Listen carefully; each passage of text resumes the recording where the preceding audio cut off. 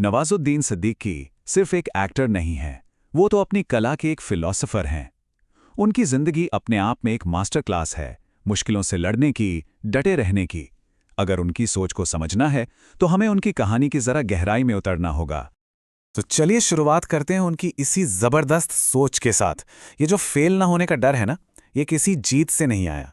ये आया बचपन से अपने पिता को बार बार लगातार नाकाम होते देखने से।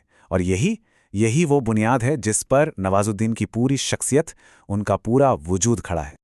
आज हम इन 5 हिस्सों के जरिए नवाजुद्दीन सिद्दीकी के उन सिद्धांतों को समझने की कोशिश करेंगे जो उनके दुनिया देखने के अनोखे नजरिए को बनाते हैं। ठीक है, तो सबसे पहले बात करते हैं उनके पिता के साथ उनके रिश्ते की। एक ऐसा रिश्ता जो विरोधाभासों से भरा था, लेकिन उसी ने उन्हें बनाया भी। तो पहला विरोधाभास तो यहीं से शुरू होता है। उनके पिता अपनी हद से ज्यादा ईमानदारी की वजह से हर बिजनेस में फेल हो जाते थे, और उन्हें देखकर नवाज के अंदर सफल होने की एक ऐसी जिद पैदा हुई कि उन्होंने तय कर लिया कि वो जिंदगी में कभी फेल नहीं होंगे। और अब देखिए ये बात कितनी दिलचस्प है। उनके पिता के छोटे छोटे झूठ ने उन्हें वो आत्मविश्वास दिया जो उनकी सच्चाई कभी नहीं दे सकी। जब उनके पिता बच्चन साहब से मिलने की झूठी कहानियां सुनाते थे तो नवाज को अंदर से लगता था कि अरे वाह, हम भी कुछ हैं। और बस यही आत्मविश्वास उनकी असली ताकत बन गया। तो चलिए अब आगे बढ़ते हैं और देखते हैं कि कैसे एक आउटसाइडर होना, बार बार रिजेक्ट होना, मजाक बनना उनका सबसे बड़ा हथियार बन गया। बचपन से लेकर जवानी तक उन्हें लगातार यही सुनने को मिला कि वो कहीं फिट नहीं होते, चाहे समाज हो या फिर प्रोफेशन। उन्हें हर जगह सिर्फ रिजेक्शन का ही सामना करना पड़ा। यहाँ सबसे जरूरी बात यह है कि ये नाकामियां उनके लिए कोई फुल स्टॉप नहीं थी, नहीं, बल्कि ये उनके लिए अपने काम पर और ज्यादा फोकस करने का एक जबरदस्त मौका थी। वो नेशनल स्कूल ऑफ ड्रामा के दिनों को याद करते हुए कहते हैं कि वो और उनके जैसे दूसरे मिसफिट दोस्त अपने पॉपुलर साथियों से कहीं ज्यादा प्रैक्टिस करते थे। क्यों? क्योंकि उनके पास ध्यान भटकाने के लिए और कुछ था ही नहीं।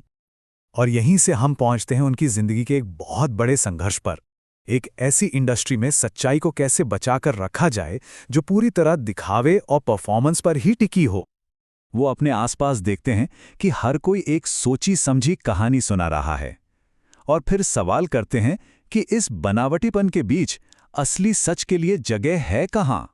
वो देखते हैं कि कैसे प्रमोशन से लेकर लोगों की पर्सनल कहानियों तक ये पूरी इंडस्ट्री एक ऐसे झूठ पर चल रही है जिसे सबने सच मानकर स्वीकार कर लिया है। और ये है उनका सॉल्यूशन। कितना शानदार तरीका है। वो अपने किरदारों का इस्तेमाल उन सच्चाइयों को बाहर निकालने के लिए करते हैं जिन्हें वो असल जिंदगी में नहीं बोल सकते। एक्टिंग एक तरह से उनके लिए सच बोलने का जरिया बन जाती है। अब जरा उनकी पूरी क्रिएटिव प्रोसेस के पीछे के फलसफे को समझते हैं। ये है लगातार चलते रहने का, बहते रहने का फलसफा। उनके लिए कंफर्ट जोन आराम की जगह नहीं है, बल्कि वो इसे क्रिएटिविटी की मौत मानते हैं। उनका कहना है कि जहां मजा आने लगे, समझो वहीं से खतरा शुरू हो गया है। तो उनका जो मूल सिद्धांत है वो है एक बहती हुई नदी बनना, एक ठहरा हुआ तालाब नहीं। वो ये मानते हैं कि जब तक गति है तभी तक कला जिंदा है, जहां ठहराव आया समझो सब खत्म। और यह है उस फलसफे को अमल में लाने का तरीका, एक 3 स्टेप प्रोसेस जो ये पक्का करता है कि वो कभी एक जगह अटक कर न रह जाएं।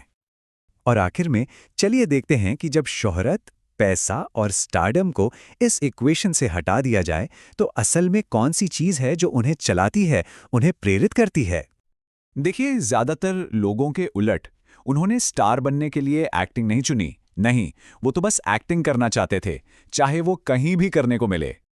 और ये 0% ये दिखाता है कि वो स्टारडम के शोर शराबे से कितना अलग रहते हैं।